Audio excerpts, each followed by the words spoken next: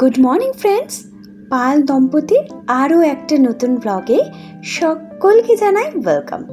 আজ আমাদের ট্রিপের থার্ড ডে। সকালের এই ব্যস্ত নিউ দিল্লি দেখতে বেশ ভালো লাগছে। সব থেকে বেশি ভালো লাগছে আমাদের পতাকাটা। বাতাসে যখন এইভাবে পতাকাটা ওড়ে দেখেই একটা আলাদা গর্ব অনুভূত হয়। চলো ঝটপট করে রেডি হয়ে নিই। আমাদের প্যাকিং কমপ্লিট। সকালবেলা দেখালাম আমি রেডি হচ্ছি, আমি কিন্তু রেডি হয়ে গেছি। মিস্টার পালও রেডি হয়ে গেছে। এখন সকাল 6:10। আমরা এখন যাচ্ছি কোথায়? হরিদ্বার। দেরাদুন শতাব্দী এক্সপ্রেস। তো চলুন যাওয়া যাক। চেক আউট হচ্ছে।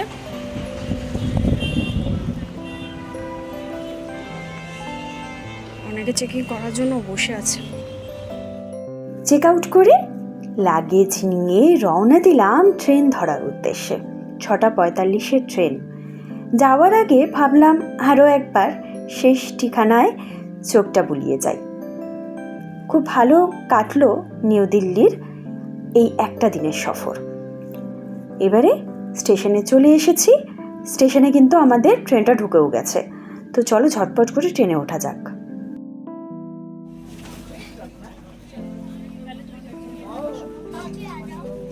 এইটা আমাদের সিট। আমরা এখন রয়েছি সকাল দিকে। সকাল থেকে আমরা এনডিএলএস থেকে যাচ্ছি হচ্ছে হরিদ্বার। সিট পড়েছে C8 আর 9। C3 তোমরা কি জানো, ট্রেন তো সোজা দিকে যায়, আমাদের ট্রেনটা যাচ্ছে উল্টো দিকে। সেসব পরে বলছি। বাইরের দৃশ্য দেখতে দেখতে আমাদের কিন্তু ব্রেকফাস্টটা চলে এসেছে। আর চলো গরম গরম চা খেয়ে নিই, তার সঙ্গে 2টি বিস্কুটও খেয়ে নিই। এবং ব্রেকফাস্টে কী কী এসছে বলে দিই। ব্রেড, বাটার, জ্যাম, মাজা আর ছিল ডিম ভাজা। চলো ঝটপট করে পেট পুজোটা সেরে ফেলি। আমরা এখন চলে এসেছি সাহারানপুরে।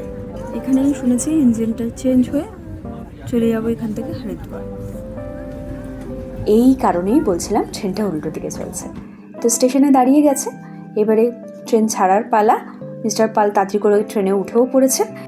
জানলা দিয়ে বাইরের বিশাল বিশাল সব সবুজ ক্ষেত দেখতে দেখতে সময়টা যেন কোথায় কেটে গেল বুঝতেই পারলাম না। গন্তব্যে পৌঁছে গেছি। আমরা হরিদ্বারে নেমে যাচ্ছি।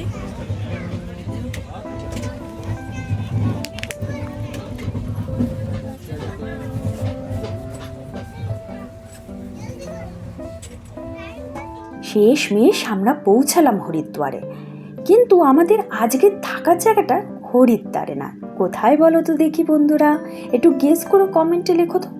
হরিদ্বার পৌঁছেছি কিনা সেটার একমাত্র একটা জিনিস দেখলেই বুঝতে পারবে, সেটা হলো মহাদেবের এই মূর্তিটা। কি সুন্দর দেখতে লাগছে না?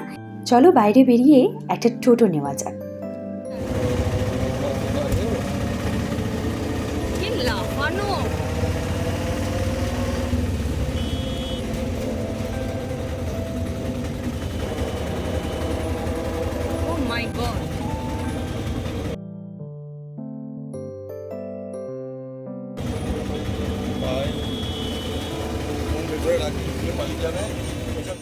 হরিদ্বার স্টেশন থেকে বেরিয়ে নিয়ে নিয়েছিলাম জাম্বো টোটো।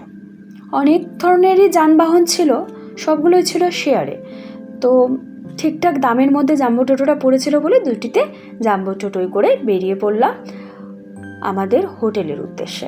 হরিদ্বার থেকে ঋষিকেশে যাওয়ার পথে পবিত্র গঙ্গা নদী কিন্তু আমাদের কনস্ট্যান্ট কম্পেনিয়ান ছিল। এই নদীর দৃশ্য যাত্রাটাকে আরও শান্ত আর সুন্দর করে তুলেছিল। আর পাশের জঙ্গলগুলো মনটা ভরিয়ে দিচ্ছিল। টোটোয় বসে আমাদের পাহাড়, জঙ্গল, নদী দেখতে দেখতে বেশ সফরটা ভালোই কাটছিল। ফুরফুর করে হাওয়াটা ঢুকছে টোটোর মধ্যে, আরোই ভালো লাগছিল। রোদও ছিল প্রচুর। দেখো আমরা কিন্তু আমাদের গন্তব্যস্থলে পৌঁছে গেছি। আমরা চলে এসেছি GMVN-এর একটা প্রপার্টিতে, যেটা রয়েছে ঋষিকেশে। এই যে চেকিংটাও করে নিচ্ছি। এখন দেখো ঘড়িতে বাজে 1:15 আর পেটে যেন ছোচোয় ডন দিচ্ছে। তার আগে চলো বাস্য প্যাটরা নিয়ে চলে যাই রুমে। আর রুমে যাওয়ার আগে দেখিয়ে দিলাম এখানেই রয়েছে আমাদের এই হোটেলের রেস্টুরেন্টও। তো চলো উপরে যাওয়া যাক। বেশ বড় প্রপার্টি আর ভীষণ পরিষ্কার পরিচ্ছন্ন। ও, তোমাদের তো এখনো নামটাই বলা হয়নি, বলছি দাঁড়াও। ভারতভূমিতে ঋষিকেশের জিএমবিএন ভারতভূমিতে রুম নিয়েছি। ওটা অনলাইন বুকিং করেই এসছে আগে থেকে।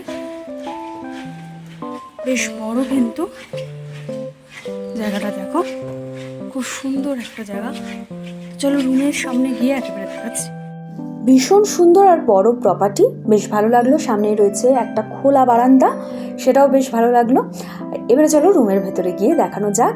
পুরো সাদা ধবধবে রুম, পরিষ্কার।